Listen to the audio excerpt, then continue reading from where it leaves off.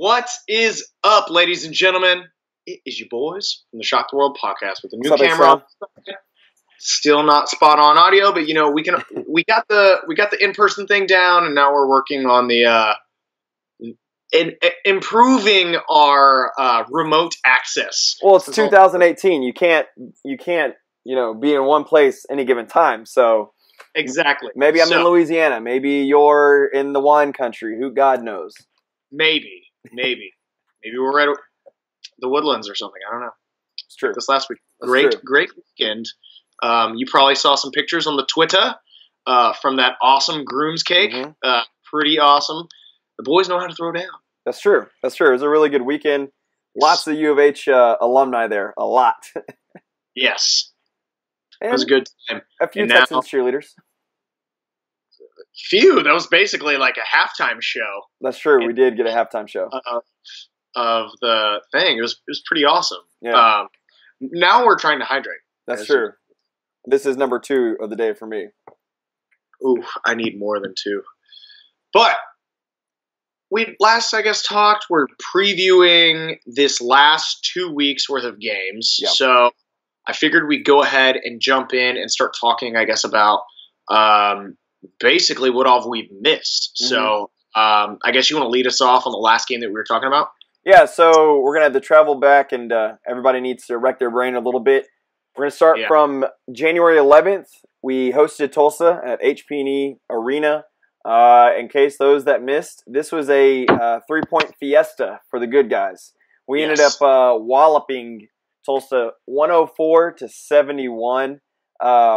It was an all-out, basically what Wichita State did to us is what we did to Tulsa. I don't believe we trailed this game at all. Or I'm sorry, there's only 4 lead changes, and once we got the last lead, we never let it go. Yeah, this was an interesting game. So something else was going on this night. I was working. Okay. I was on my phone checking out most of the game though, but this was one of those nights that we thought that Rob Gray was going to be bringing back the Rob Gray show. He basically he had 34 points, 8 assists. And this is kind of where it stopped from there. Still an impact player, but we did not get to see Rob Gray in full-on Rob Gray form until after this finished out. So also key players. Gabe Grant actually came in this game and played pretty well, got himself some 10 points. Mm-hmm. Wes Van Back kind of had a down year this year, ended up scoring double digits as well. And I think this game really continued to set the trend with Corey Davis Jr. as being our Rob Gray is the most crucial player, but honestly, I feel like our most valuable player right now has got to be Corey Davis because absolutely agree with that. If Corey is not playing good, there's no chance because if Corey's not playing good, that means that Rob is probably also not playing good, and the whole team is slumped down. Now, you could probably go ahead and say that, we've gone off and you can sub out Corey for Galen. And yeah, that's true. But Corey Davis sets a level of intensity that nobody else on the team really has. So I was thoroughly impressed with this game, despite, look at our field goal percentage, 55.2, very impressive. Ended up stomping Tulsa in this one, but Tulsa's okay. Yeah. Tulsa's okay. They're not great. They're always kind of okay, but they're a dangerous team. They've gotten some good wins, and overall, though, I'm happy we ran away with this one, obviously by a sizable lead, 104-71, and set us up good for the next game. So it's interesting to put that one to bed, to wrap it up. We actually led for 38 minutes of this game, and Tulsa led for 45 seconds. So we were in control from the get-go, which is good. But let's move to the next game. We made the trip all the way out to Greenville, North Carolina. Took on ECU. ECU's terrible this year. They've been terrible in basketball. This was a rather easy win for us. We win 65-49. ECU only scored 17 points in the first half. ECU's just not a good basketball team while they have their interim going on. So Yeah, and this is how it's going to be. Honestly, ECU in every way should be probably the worst team in the league, based on the situation that they're going through. But honestly, I mean, this was going to be hard to beat the Coogs. Corey Davis, again, killing it. 20 points in this game, 3 assists. We had Rob Gray actually leading assists with 9. Another really cool thing that I like to see in this game that we will continue to see is the importance of Fabian White Jr. Yep. And how much he's starting to grow and develop as a player. He had 3 blocks, 6 rebounds, and 17 points in this game. Very, very impressive. This is why I like how balanced this team is. Obviously, we need to mature. But you have, Brooks not really playing so hot. Rob Gray, keeping him underneath 15 points. You really need something to happen because you basically only have in this game Corey Davis, Rob Gray, and Wes Van Beek with 5. Right. Besides Fabian White, we have to have at least somebody come in and step up for us to be able to make sure that we win these games. Obviously, we won by a sizable amount. Well, I think what's concerning me is right now is Devin Davis. Where is he gone? I mean, after he put a clinic on against Arkansas, it's been kind of, for the most part, a little quiet on his end. Much more quiet than I was anticipating, unfortunately. So, but like you said, this was an easy win. I do like that Fabian's getting in the mix a lot. This is going to bode well for us a couple years down the road. But, he's going to be a monster. He looks like Thomas did his freshman year. Oh, absolutely. So, to put this one to bed, nothing really interesting or fun about this game. I think ECU led for all of 27 seconds. So I love reading these game notes because these are little things that not your average fan would know or find out. But then we go a couple days to the 17th, and it's U of H at Tulane in what was a very just bad week. Everybody remembers this. This was the ice storm where Houston was essentially shut down for 2 days. Well, when we get shut down, so do the airport. So they couldn't get out. And they landed, I think, 2 hours before tip-off. And everybody knows to get from the airport all the way down to the quarter, it's a solid 30 minutes, not including traffic or anything. Can be an hour. So I think we made it in time to go to the hotel, drop our bags off, quick change, and then head over to the field house. So we had just a bad vibe from the very get-go. U of H ends up losing 72 to 81. Yeah, man, this is just a really tough one, honestly. Rob Gray, back into Rob Gray form, just not good enough. Obviously, I personally think that we should have canceled this game. I know myself, I was trapped inside the house. You probably were for 2 days straight. And the fact that we had almost zero time to go and prepare. And I mean, think about every time you get on a flight. No matter how it is, you feel stiff, you're tight. To be able to jump off the plane and just immediately go in and play is not a position that I would like for us to be in. I like Kelvin Sampson's thoughts on it to make sure that we go in and play the game, not sort of be whiners about it. But honestly, I'll take this. Like we mentioned before, Tulane's on an upswing. A couple of their guys actually played really well in this game. You had Reynolds with 22 points, 4 rebounds. Frazier ended up leading along with Sehek, I think is how you say it. I have no clue. I don't know. But honestly, they just out-rebounded us. Fabian White was getting rebounds with 12, but really that's it. And, the team that gets out-rebounded is the team that's going to get stomped, honestly. Yeah. They beat us by a sizable 9 points, and honestly, it could have been more than that. But Corey Davis Jr., again, with more than, with 15 points. This is a trend that needs to stay. Devin Davis did show up a little bit in this game with 10. Looked like he did at least. He's coming back in form, and we've seen that in the last couple of games. I got to say, he is so good from about 15 to 20 feet, right in the 3-point line. It's beautiful, and it's a moneymaker every single time. It's like Rob Gray throwing that little pop shot. Right. It looks awesome. Right. and that's a gimme. But we just got to be able to set him up right. And honestly, like, we need dudes like Brady to step up. We need Zana to, he didn't really play. He only played 5 minutes in this game, but I would have liked to see more of Zana. Well, and you look at it like this too. 0 points from Galen. I mean, that's unacceptable. I mean, that you can't. Yeah, 12 minutes and 0 points. I mean, next game get a little bit better. Yeah, that's correct, and he did. It was an off game for everybody from the jump. That's fine. It's just like football. We're gonna have one, hopefully no more than one, of just in conference. What the hell happened? And this, if we could chalk it up, if we could have this happen at any time, it'd rather happen at this game at Tulane away, because it's not going to ding you in RPI as much as it would be at home. Right, I completely agree. And luckily, it wasn't more than a 9-point loss. Right. So, well, to flip that and moving on, a couple days later, the big one came to town.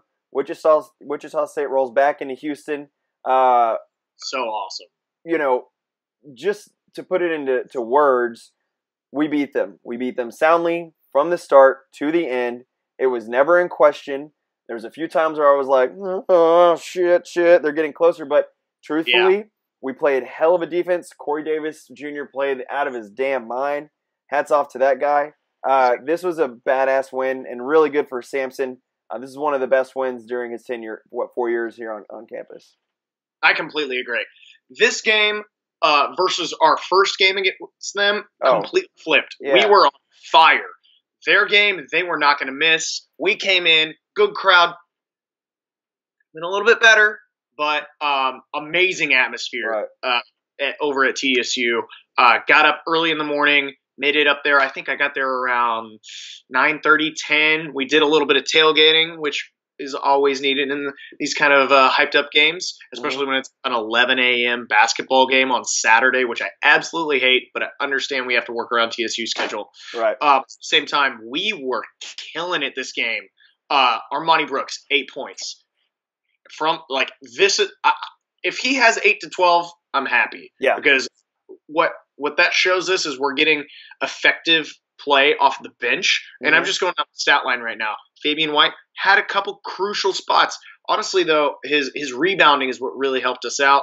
Obviously, leading scorer would have been Rob Gray. I think player of the game was Corey Davis with eight rebounds. When Corey Davis is coming in and getting 8 rebounds, that's a hustler, dude. Oh, yeah.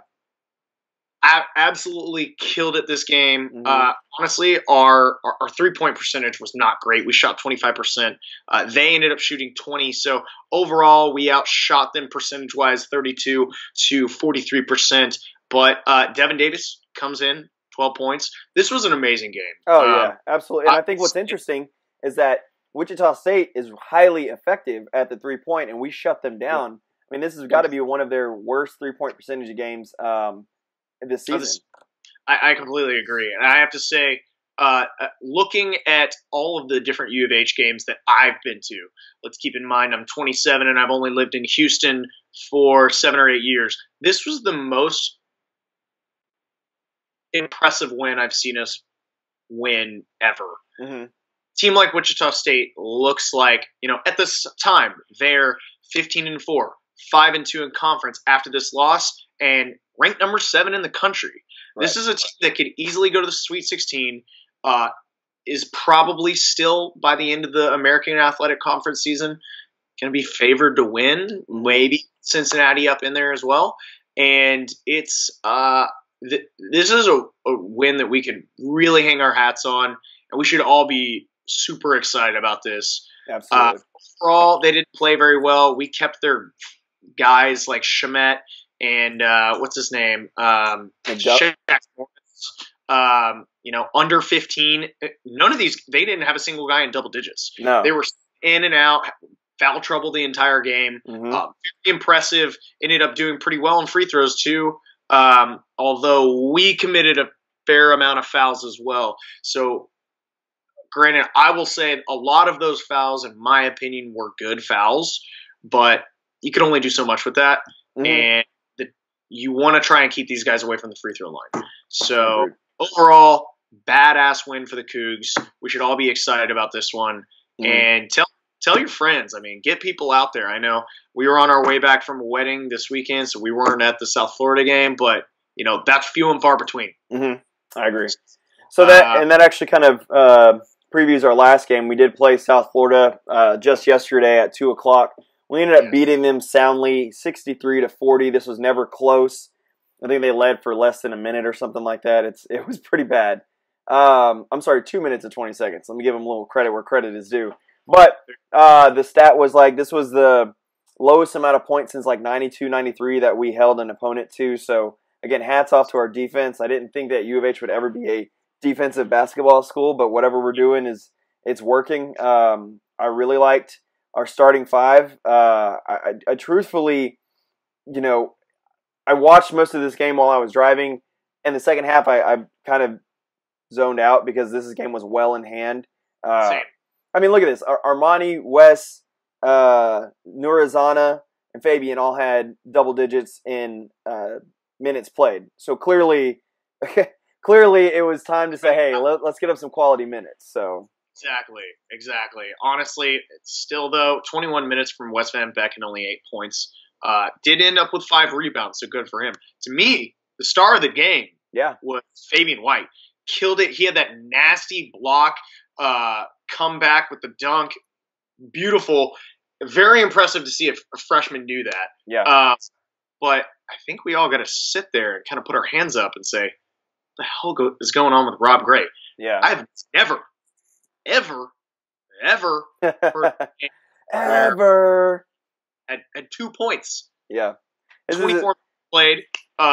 There's only one other game in his career that he had less points, and he had 1 point against, I think it was South Florida a year or two ago. I can't remember.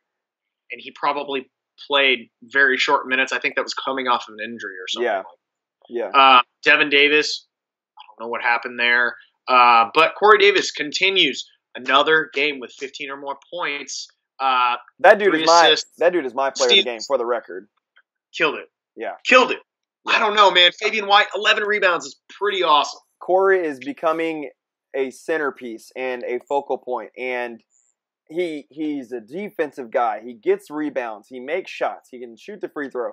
I think the stat was Sunday was 16 straight games with a three-pointer. So, and he leads the conference in 3 points per game with almost 3. So, I mean, the dude is on fire. That was a hell of a pickup for Sampson and staff. I mean, what I like to see is that if Rob Gray's down, we've got someone that can pick it up. I really, really, that makes me feel more comfortable than I did at the beginning of the year when Rob Gray had a no-show sighting the second game, and it was like, oh God, is this what it's going to be if Rob Gray's off? Yeah, which hasn't been good overall. Right. And I think, in a game where, I was the whole first chunk of the game, I was like, what is going on? Rob miss. And they're beating us by 5, and then finally we started sort of put it together. Mm-hmm. I'm glad we did. Not impressed by this game at all. Right. And definitely with our game coming into next week, mm-hmm. we're going to need a lot more efficiency and effectiveness from our star guys. Need Devin Davis to step up. Need Rob Gray to really step up because we're going up to Cincinnati. And I don't know if you guys know, they are killing it right now, ranked number 8 in the country. UH has the ability to possibly win 2 games against top 10 opponents, something we really need to try to make happen. It's going to be tough. Yeah. We understand that.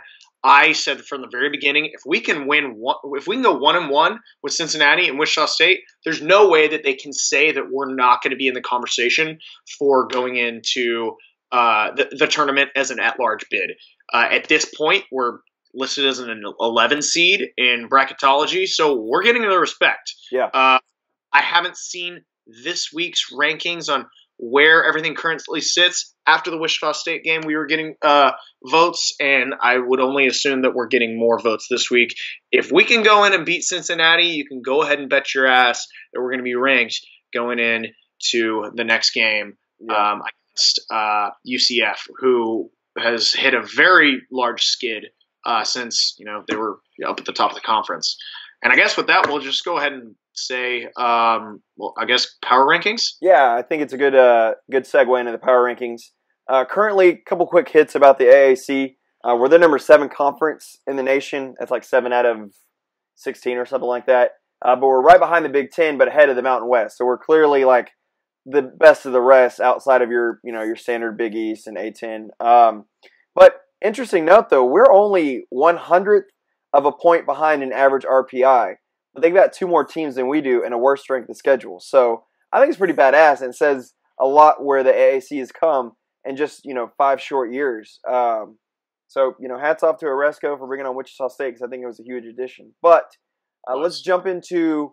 We're going to change up the power rankings a little bit in terms of how we let you guys know because you can almost cluster these guys in where they stand because I think. Yeah, I think 1 through 4 is ultra competitive with each other.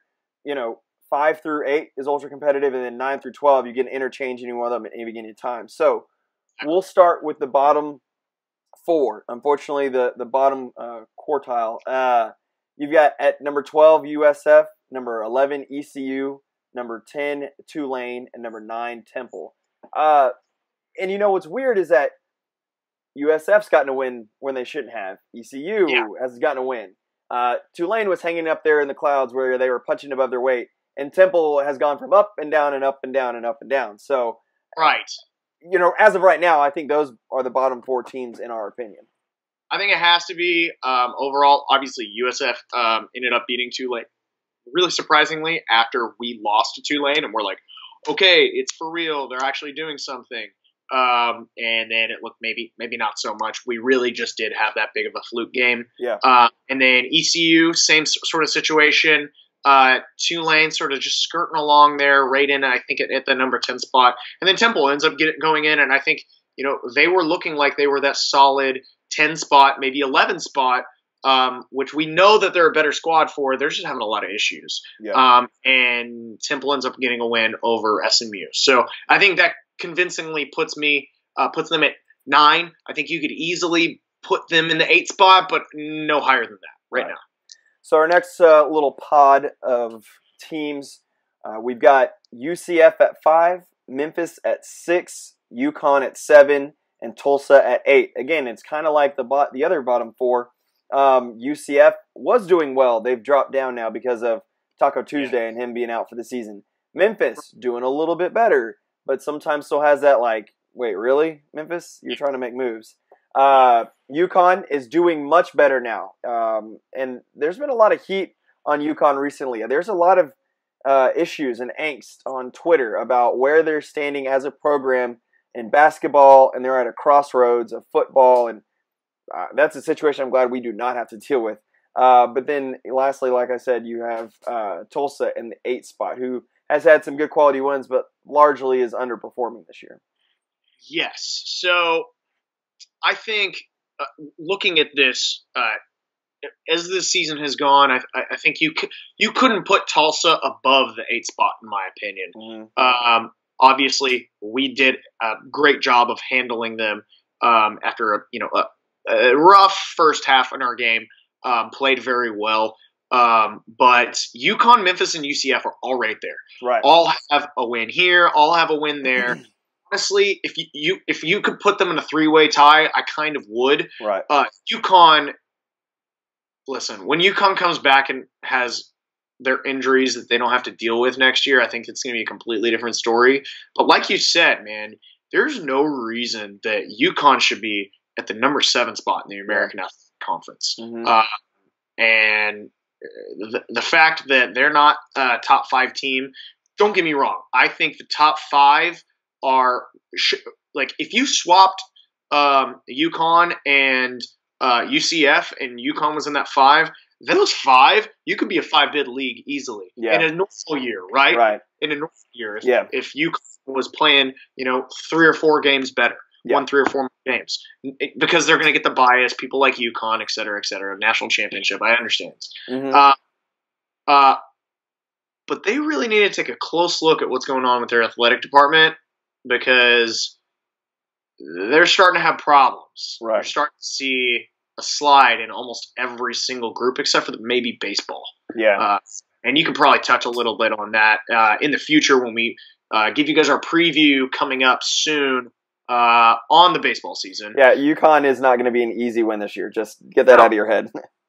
No, but you think about it, Memphis and UConn are household names as far as going to the tournament year after year and are just not doing so hot. Right. I think Memphis and UConn are in a rough spot this year, a rough spot last year. Expect them to be better next year, and I think it'll be very interesting. I think UCF is kind of a fluke right now, honestly. Yeah. So, I think you're right. I think without Taco, I think they're going to be trending downwards. But the last pod, the top 4, I think it's very unanimous. Cincinnati's in the number 1 hole. You've got Wichita State in number 2, just because they have those 2 conference losses. U of H at number 3, because we have beaten Wichita State. And then SMU at number 4, and SMU is actually trending up right now, because they've also beaten Wichita State. So any one of these 4, and we've got to play SMU twice. We've got to play Cincinnati twice. Our schedule does not get easier from here on out. In fact, it probably gets much harder in the back half than it has in the front half. I completely agree. SMU's had their ups and downs. They've had some good games, and I've mentioned before that I think the Coach Brown effect is starting to wear off, but at the same time, SMU has invested a whole lot into their basketball program, with their stadium, with the program as a whole. They have latched on to the fact that they want to try to be they never want to call themselves a basketball school, right? But they will be very successful at basketball and be able to hang their hat on that, because for whatever reason, they're able to fill that place when they can't even get that many people to go to their football games. Yeah. So that's going to be very tough. We'll talk about that in a little bit. Yeah. As well as, so obviously them at 4, us, we have to be at number 3. We've traded one with Wichita State. Wichita State is still ranked. There's no way that we belong above them. They have way more quality wins than we have overall, I think. And then, Cincinnati, obviously, number 1. They're ranked number 8 right now. In the American Athletic Conference standings, they are number 1. Yep. They look like an extremely dominant team, as they have the last 3 or 4 years. And, we'll see this next week, because we're head up to Cincinnati, and it's going to be a tough game. We'll see how we can do. If our guys are playing well, I think we can hang with anybody in the conference. But the problem is, once it gets in our head, it's really hard for us to dig out of that hole. So, evidence, Wichita State and Temple game. Well, that's a good point, because our upcoming schedule, like you said, does get harder from here. So currently, as it stands, UH is number 49 in RPI, which is really good. We've got some really good opportunities to make an even higher jump with playing the Cincinnatis and the SMUs and guys like that. And one other good tough game. Oh, UConn at the end of the year. But we're 16-4. We're 6-2 in conference at all. Currently, the website Real Time RPI does not like us from here on out. They actually have us going 3-7, which I think you would have an aneurysm if we went 3-7 and have like a 3-game losing streak right at the end of the year. Yeah. They do have us taking L's to Cincinnati twice, UCF, Temple, Memphis, SMU, and UConn. I'm going to have to disagree with the majority of that. I think, like you said earlier, they were going to kind of split Cincinnati, hopefully. I think we can beat SMU. Pretty confident we can beat UConn. Temple and Memphis will be kind of, I think, make or breaks for us. I think those are almost like must-win if we're trying to stay in the conversation of getting an at-large bid for the NCAA tournament. I completely agree. I'll put it this way. I do not see us losing more than one home game.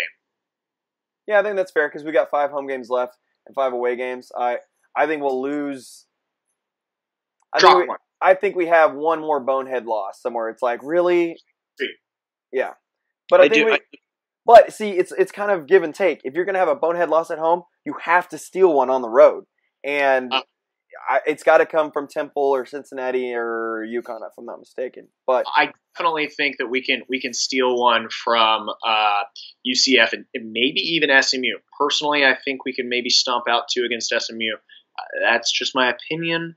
But obviously, they're going to play us hard because we're in-state rivals, right? Are we able to call them rivals? Twitter thinks us and Rice are more rivals than us and SMU, and we just need to push that American thing. Yeah, no, absolutely not. We are way more rivals with SMU than Rice.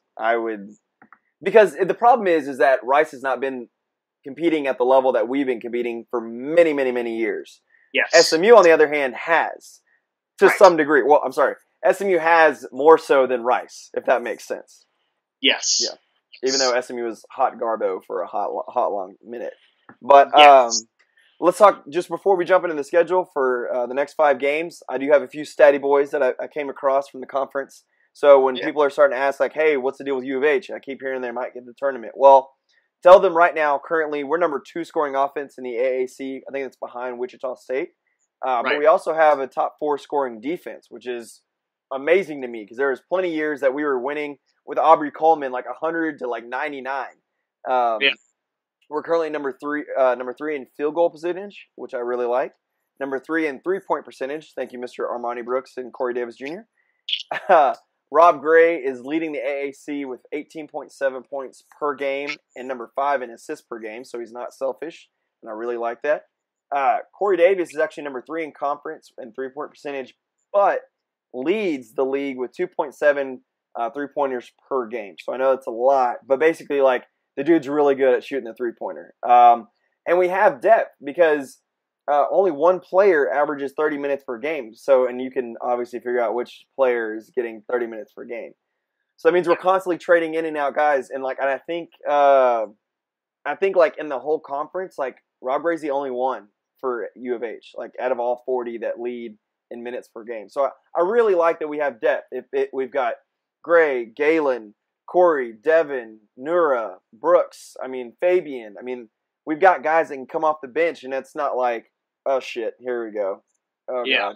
God. Rob, get back in there. Get back in there. So we're in a way better place than we have been in previous years, and I think you guys can never say that Shock the World podcast doesn't do statty boys as well. Yeah. No, I just like talking points because a lot of people have asked me at my work, like, hey, what's up with U of H? And I'm like, I don't know. I'm doing research tonight, so I'll let you know in a couple days how well we're doing. But I will say this. I'm eating some crow because I did not, at the beginning of the year, after that Drexel loss, I thought the sky was falling. And I was like, dude, there's no way we're a tournament team. Now, if we can get 1 or 2 more quality wins, I think we really can be a tournament team, truth be told. I completely agree. And if we win the ones we're supposed to, I'm fully on for the fact that we can go and get an at-large spot. And for us to get an at-large spot would be a very, very good thing for the conference. Mm-hmm. Not the fact that we had to win, we had to do this just to get in. The fact that the American Athletic Conference is now looking like a 4, maybe 5 berth team. Yeah. That says a lot for us and a lot for us going forward. The more we're in the talk, the more press for the American Athletic Conference, the more P6, if you will. Obviously, the Big East is always going to be a P6 when it comes to basketball. Correct. Always will. Yep. And honestly, I would like to be a little bit better, but I'm very happy with being this 7th spot in basketball. And I guess with that, we'll take a look at some of those wins that we need to go ahead and take a look at and see how we're going to play, starting with this week up in Kentucky, not Ohio. Yeah, that's correct. So Cincinnati, like us, is homeless for the year. They're having their stadium renovated just like we are. So they're playing at the Northern Kentucky Norsemen, or is it just Norse? I can't remember. I don't know. I can't tell you. Anyways. Tabs on Northern Kentucky. Yeah. Currently, Cincinnati sits at number 16 in RPI. So this is this can be, first off, we're going to move up already if just by playing this game because it is in a way, so you get a couple little extra bonus points. But they're 19-2, 8-0 in conference, have 5 straight wins. They beat Memphis by double digits, Temple by, good God, almost 30.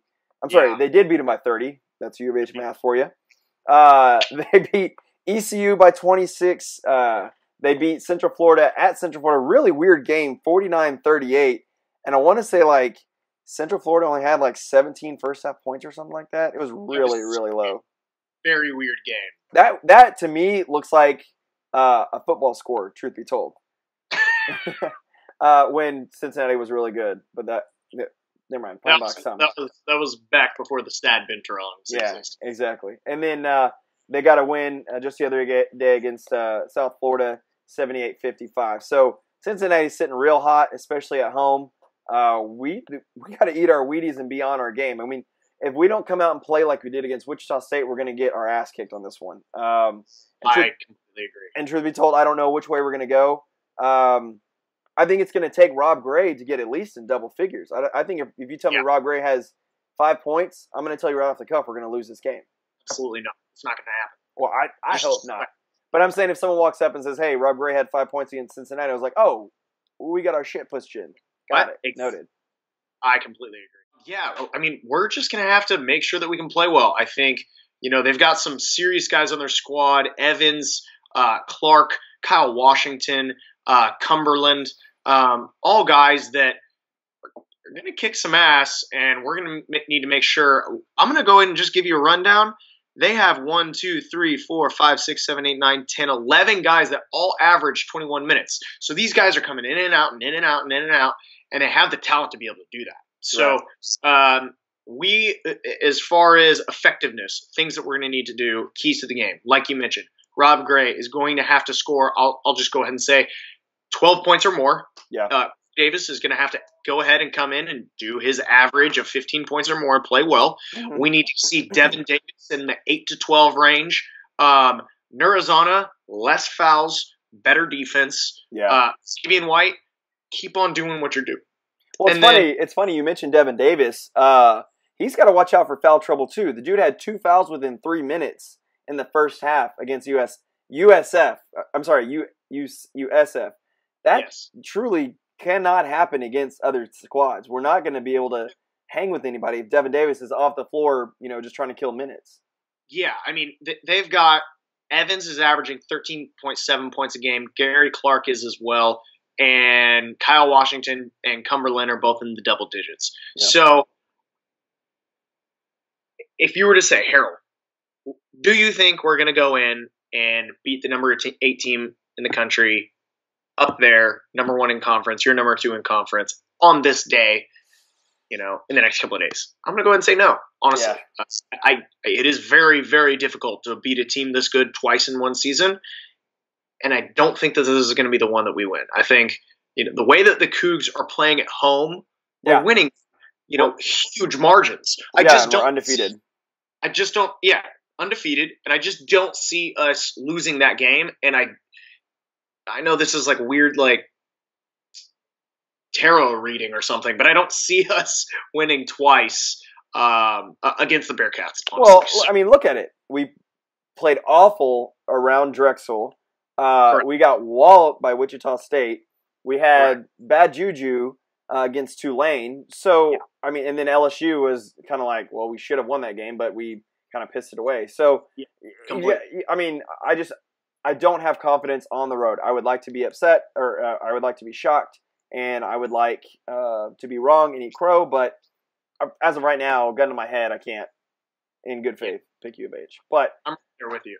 Next game after that, we still have to travel again. We go to UCF on the 31st. They're number 71 in RPI. They're 13-7, 4-4 in conference. They started off hot. They have faltered. They've gotten 2 and 3 in their last 5 games with losses to Wichita State by double digits. That 38-49 loss to Cincinnati, which is weird, and then a 10-point loss to UConn. But they beat the most terrible team in the conference barely against USF, and they beat Tulsa by almost 30 points, like 20 points. So this game now with Taco Fall being out, I think bodes well for us. Exactly. And what I'm curious to see is how we respond win, lose, or draw versus Cincinnati. I'm curious how we respond at UCF. Yeah, I mean, listen, looking at their loss against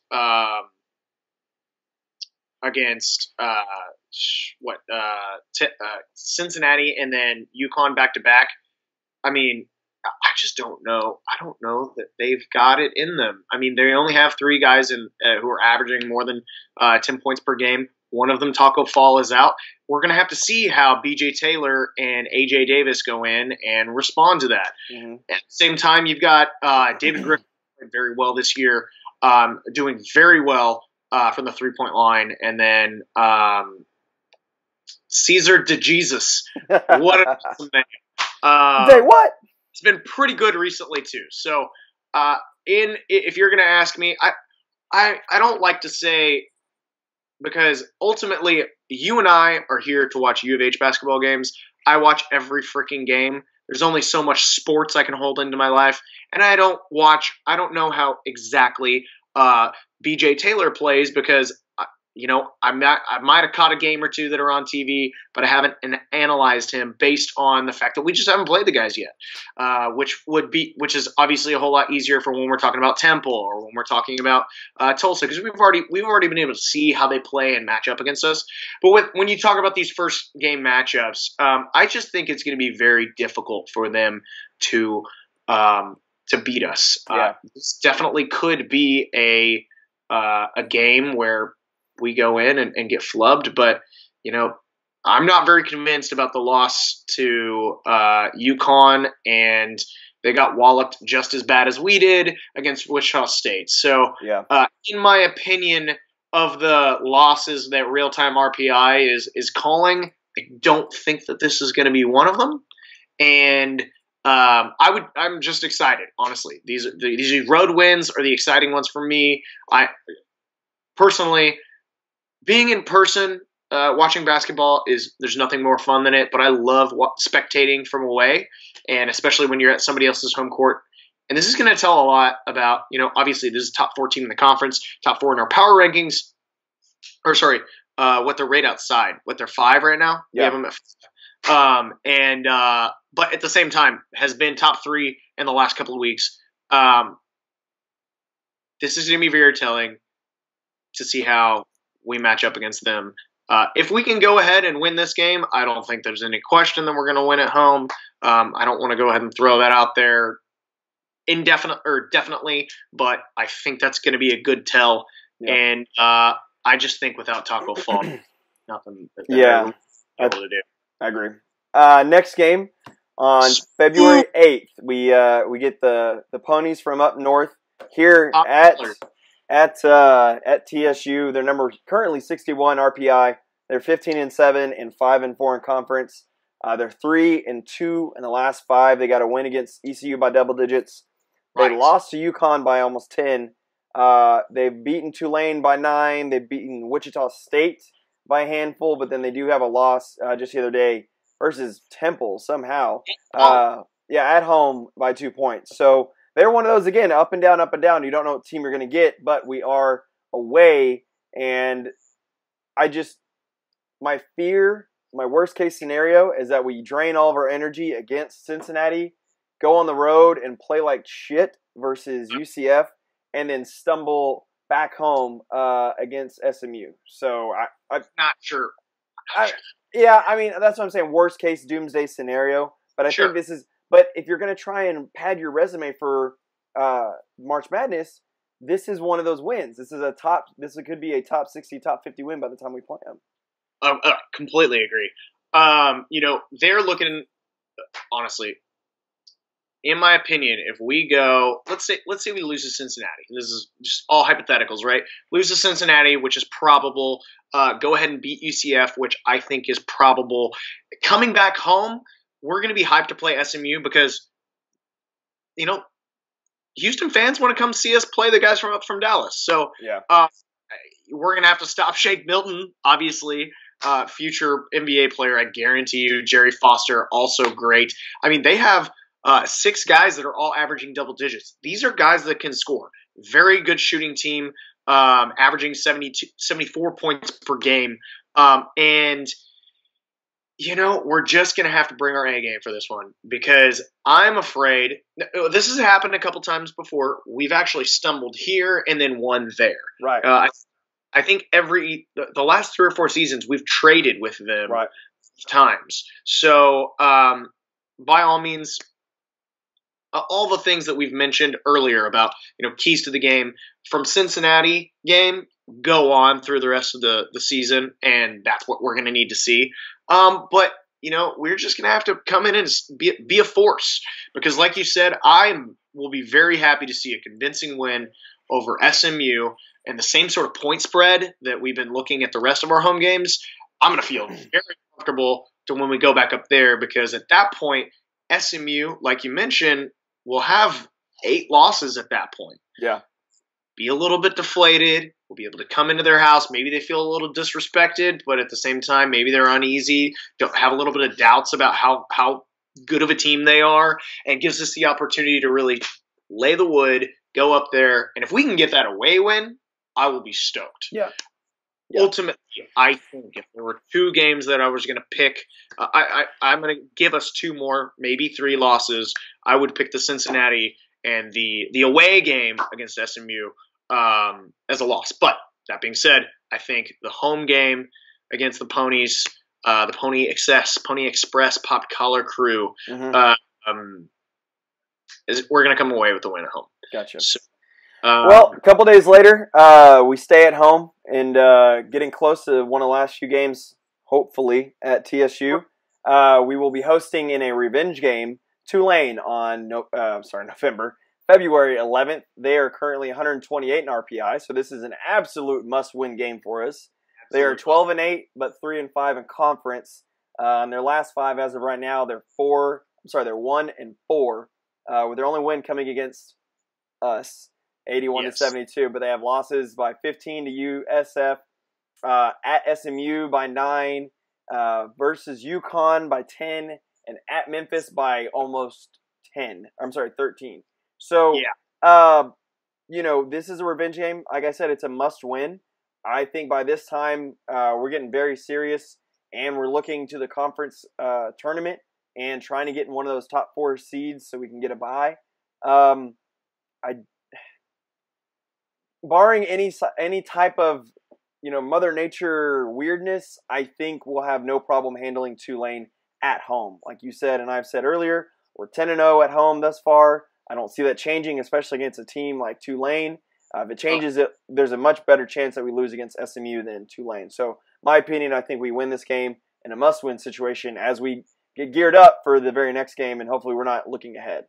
I certainly hope so, and we need to lay the wood on Tulane. This is going to be a complete revenge game. I mean, remember, these guys are students at the University of Houston, not just basketball players. I think they want to win against Tulane after we got stomped in football and in basketball. Yeah. So these guys are going to be playing with a chip on their shoulder. They understand that this should have been a win. If we didn't sit in such a crappy situation with the snowstorm, this should have easily been a win. I'll tell you one. I mentioned that.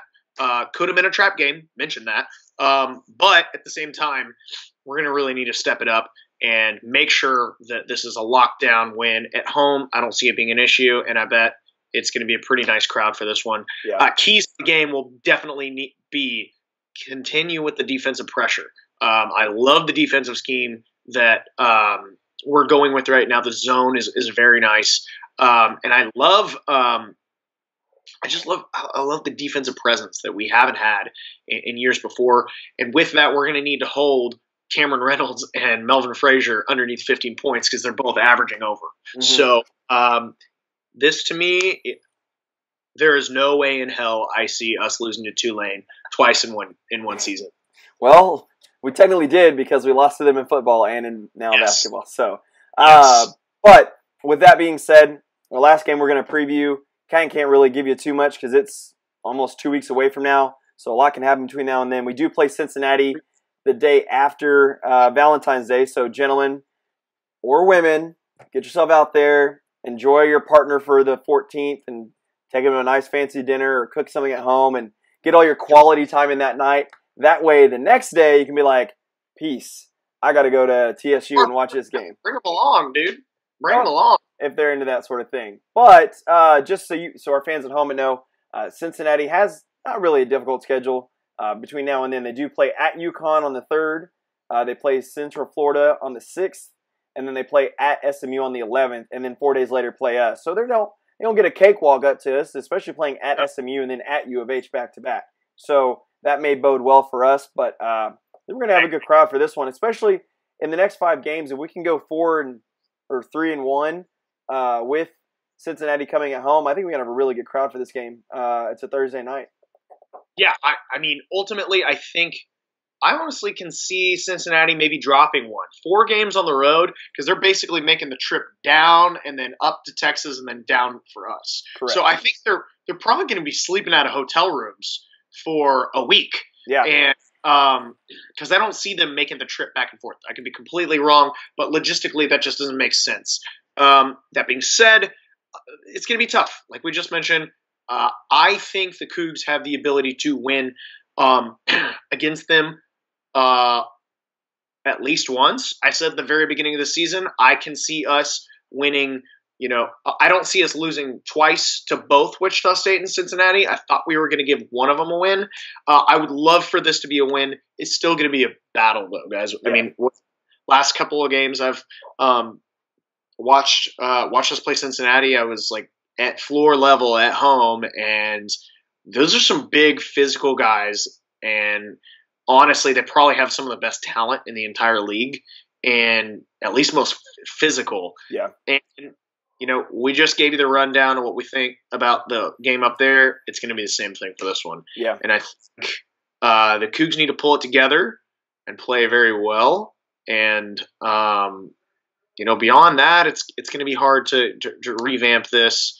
If we can win this game, it will help out so much. And I think if we win this game, it will solidify us as a tournament team. Yeah, I agree. Even if we go ahead and drop the one up in Cincinnati, because people understand it's a top 8 team. Yeah. At this stage, it's gonna. I don't see them really losing to USF and UConn at this stage. Right. And SMU, that's gonna be a tough game, but they have the ability to possibly win all those games. But I think that they're going to be tired by the time they make it to Houston. Yeah. So. Cougs got to shoot lights out and play a good one. Mm-hmm. Cougs fans, really mark your calendars. Go, bring a friend, tailgate. It's fun. Yeah. And hopefully we'll see you guys all there. Yeah. Well, outside of that, I think that kind of wraps up this episode. Not much going on. There's a few little tidbits that we're going to get into next episode. Nothing that's that's a pressing matter that you should be aware of. But just football stuff. Right, just a few little football things. But if you are you're watching this, that means it's right before the official signing day party, which is next week in the club level. You got to give at least $1,000 to be invited to that. I'll be there. I'm sure Harold will be there and a couple of our buddies. So feel free to come up and chit-chat with us, shoot the shit. Let us know if we're idiots. Let us know if we're not idiots. Either or is good with us. But outside of that, be on the lookout for our baseball podcast, which will be coming, or preview, should I say, which will be coming out in just a couple weeks. We're shaping up to look pretty damn good this year. Again, Coach Whitting is doing a pretty damn good job with the squad, so I'm pretty excited about it. With as much turnover as we get. The good news about this year is that we had staff turnover, not player turnover, outside of our power guys. But I think we're going to see a much more balanced team because, kind of like in basketball, just to briefly mention it, when we see that Rob Gray's not working, Corey Davis isn't working, and Devin Davis isn't working, it's like, oh my God, there's no one that can shoot the ball. It's just falling. Right, exactly. So baseball, I think, is going to be much more balanced because last year, if Julks, Shiner, and Connor weren't on, it was like, well, does anybody want to swing the bat? Or do we just want to say, give us the 3 outs, we'll go back on the field? So that'll be coming everyone's way shortly. I think I do want to give one big giant kudo to Mr. Harold Eason. I'm sure a lot of people saw our Twitter feed and saw our huge big tweet we had the other day with Drake in it. Apparently he's a big fan of our basketball squad. Just to let ladies basketball squad. And just to let everybody know, we're just here to tweet information and send it out. We're not trying to undercut anybody. We have made exactly $0 for this podcast since we've been doing it. Actually, we have made a little bit less than this many dollars. Okay, so thank you all right. for your support on YouTube. Exactly. Speaking of which, please like and subscribe this video if you're watching the video, and tell a friend. Exactly. But outside of that, I got nothing else. You got anything, Harold? Man, I think this is one of my favorite times of the year. Going to the Wichita State game, seeing how amazing we played. This month for me has been a complete whirlwind. From Christmas to New Year's to the last 3 weeks. Work is extremely crazy, and weddings and all the shenanigans that we put out. I'm really happy that as of basically this last week, we've got some time to chill out, really focus on some of the things we really want to bring to you guys in 2018. And we appreciate your support more than ever. Yeah. And I think it's just really exciting to see so many of our programs doing so well right now. Mm-hmm. So much hype around the program with the Kendall Briars hire, the both basketball teams are playing, and the way that baseball is projected to play. Yeah. And I'm glad to settle in and be able to do some more of it, which we've been, pretty preoccupied with other things. But I'm excited. Hopefully we can get some more UH fans out. And if anything, if you guys like what we say, go check us out on social media. If you don't already, be sure to check us out on Twitter and Instagram, Facebook as well. Don't want to put you too far over the map, but if you have just a moment of your time, go ahead in the podcast app, and if you don't subscribe already, please subscribe and just click on the review button and give us 5 stars. There's only one rating you can give us from now on, and that's 5 stars. In 2018, we're trying to 10x, and that's what it's going to take for us to go there. So we're happy to have all you guys on the road with us and along for the ride. So I think with that, we're about out, and I'm excited to get into some baseball this next week, dude. And that's it. I think that's it. Go Coogs. Cool. We're out.